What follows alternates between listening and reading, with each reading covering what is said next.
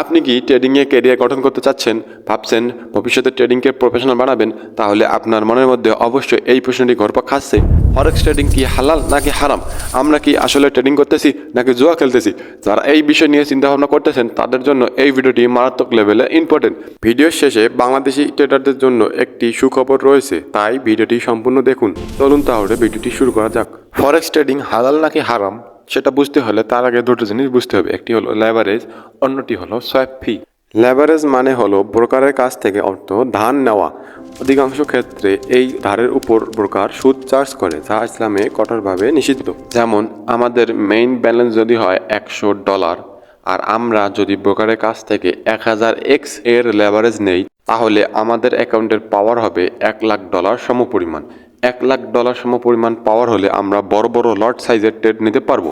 এখানে যারা বিগিনার রয়েছে তাদের মনের মধ্যে একটা প্রশ্ন আসতে পারে, লট কি, লট কি এবং পিপস কি? এটা নিয়ে একটা ডেডিকেটেড আলাদা ভিডিও তৈরি করব। এখানে এত স্বল্প সময়ে এই বিষয় নিয়ে আলোচনা করা যাবে না, এটা একটা বিস্তারিত বিষয়। লেভারেজ ব্যবহারে রয়েছে অত্যাধিক ঝুঁকি। লেভারেজ ব্যবহারে যেমন অল্প বিনিয়োগে বেশি লাভ হওয়ার সম্ভাবনা রয়েছে, তেমন অল্প বিনিয়োগে বেশি লস হওয়ার সম্ভাবনা থাকে, যা লেনদেনে চরম অনিশ্চয়তা তৈরি করে। ইসলামে এমন অনিশ্চিত লেনদেন নিষিদ্ধ। লেভারেজ ব্যবহারের মাধ্যমে অতি দ্রুত বড় মুনাফা আশা করা ট্রেড অনেক সময় জুয়ার মতো হয়ে যায়, যেখানে প্রকৃত অর্থনৈতিক উদ্দেশ্য থাকে না। দ্বিতীয় বিষয়টি হলো সোয়াপ ফি। সোয়াপ ফি হলো ফরেক্স ট্রেডিংয়ে একটি পজিশন রাতারাতি বা ওভারনাইট খোলা রাখার জন্য ব্রোকার কর্তৃক ধার্যকৃত বা প্রদানকৃত সুদ। সোয়াপ ফি কেন হয়? ফরেক্স ট্রেডিং মানে হলো একটি মুদ্রা বিক্রি করে অন্য আরেকটি মুদ্রা ক্রয় করা। প্রতিটি দেশে মুদ্রা আলাদা আলাদা সুদের হার থাকে, যা সেই দেশের সেন্ট্রাল ব্যাংক নির্ধারণ করে।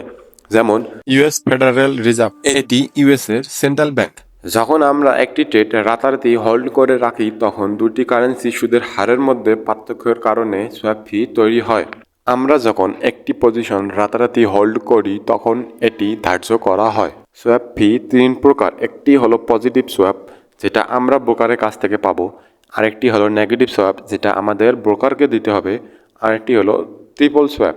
সাধারণত প্রতি বুধবার দিবাগত রাত্রে 3 দিনের সোয়াপ ফি একসঙ্গে কাটা হয় শনি ও রবিবার সমন্বয় করার জন্য। যেহেতু সুদ নেয়া এবং দেয়া দুটোই হারাম, তাই পজিটিভ সোয়াপ এবং নেগেটিভ সোয়াপ দুটোই হারাম। এখন প্রশ্ন হলো, সোয়াপ ফি এবং লেভারেজ থেকে বাঁচার উপায় কি?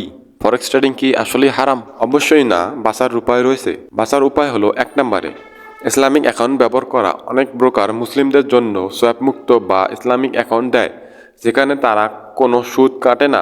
এর পরিবর্তে তারা অনেক সময় স্প্রেড বা অ্যাডমিন ফি বেশি নেয়। সেটা সমস্যা নয়, সেটা তাদের সার্ভিস চার্জ। দ্বিতীয়ত, আমরা যদি ইন্টারডে ট্রেড নেই, সেক্ষেত্রে সোয়াপ ফি দিতে হয় না। এর জন্য দিন শেষ হওয়ার আগেই ট্রেড ক্লোজ করে দিলেই সুদমুক্ত থাকা যায়। যেমন আমরা যদি একটি ট্রেড সকালে নেই এবং সেই ট্রেডটি হোল্ড করে সারা রাত পর্যন্ত রাখি, সেক্ষেত্রে সেই ট্রেডের জন্য আমাদের সোয়াপ ফি দিতে হবে।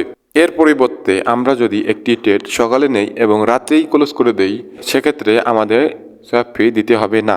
এতক্ষণ আমরা যা বুঝলাম তা হচ্ছে সোয়াপ ফি এবং লেভারেজের মাধ্যমে কিভাবে ফরেক্স ট্রেডিং হালাল অথবা হারাম হয়। এছাড়াও আরও অনেক কিছু বিষয় রয়েছে ফরেক্স ট্রেডিংকে হারাম বানানোর জন্য, যা ডক্টর জাকির নায়ক তার ভিডিওতে আলোচনা করেছে। এখন আমরা ডক্টর জাকির নায়ক এর এই ভিডিওটি থেকে শর্ত বিশ্লেষণ করব। এই ভিডিওটির লিঙ্ক ডেসক্রিপশন বক্সে দেয়া থাকবে। আমার অনুরোধ থাকবে আপনারা ভিডিওটি একবার হলেও দেখবেন। চলুন তাহলে শুরু করা যাক। তাকে প্রশ্ন করা হয়েছিল, আমরা যদি অনলাইন ব্রোকারের মাধ্যমে বাইং অথবা সেলিং করি, তাহলে তা কি হালাল হবে নাকি হারাম হবে?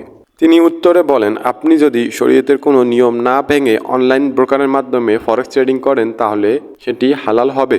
তিনি আরও বলেন, বাইং অথবা সেলিং অন দ্য স্পট তাৎক্ষণিক হতে হবে। বাইং এবং সেলিং ইনস্ট্যান্ট করতে হবে, ডিলে হলে চলবে না। তিনি চমৎকার একটি উদাহরণ দিয়েছে। সেটি হলো, ধরুন আপনি কোনো কিছু কেনার জন্য বুক করতে পারেন, তারপর আপনি দেরি করেন, আপনি কিছু টাকা এক্সট্রা দেন এই লেনদেনটি বিলম্ব করার জন্য।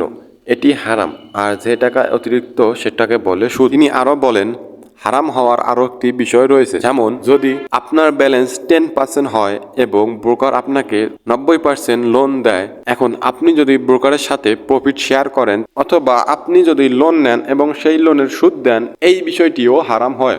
মেন কথা হচ্ছে যেখানে সুদ রয়েছে সেখানেই হারাম। সুদ ইসলামে কঠোরভাবে নিষিদ্ধ। তাহলে আমরা পুরো ভিডিও জুড়ে বুঝলাম যে 1.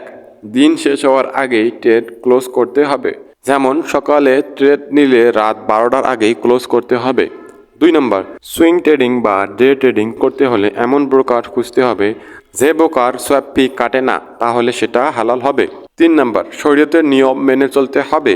4 নম্বর, ইনস্ট্যান্ট হতে হবে। 5 নম্বর, অন দ্য স্পট হতে হবে। 6 নম্বর, লোন নেওয়া যাবে না। যেখানে লোন সেখানেই রিবা, রিবা অর্থ সুদ। 7 নম্বর, ঋণ নিলে লাভ ভাগ করা যাবে না। 8 নম্বর, জুয়া বা গ্যাম্বলিং বর্জন করতে হবে। টেকনিক্যাল অথবা ফান্ডামেন্টাল অ্যানালাইসিস ব্যবহার করে ট্রেড নিতে হবে। অনুমানের উপর ট্রেড নিলে তা জুয়া পর্যায়ে চলে যায়। 9 নম্বর, অতিরিক্ত লেভারেজ ব্যবহার থেকে বিরত থাকা, কারণ এটি ট্রেডারকে জুয়ার মতো উচ্চ ঝুঁকিতে ফেলে দেয়। সুদবিহীন সামান্য লেভারেজ ব্যবহার করা জায়েজ হতে পারে। বাংলাদেশি ট্রেডারদের জন্য সুখবরটি হলো জনপ্রিয় ব্রোকার এক্সনেক্স এ বাংলাদেশ থেকে অ্যাকাউন্ট খুললে তা অটোমেটিক সোয়াপ ফি মুক্ত হয়ে যায়। তারা অটোমেটিক্যালি বাংলাদেশি ট্রেডারদের জন্য সোয়াপ ফি মুক্ত অ্যাকাউন্ট প্রোভাইড করে।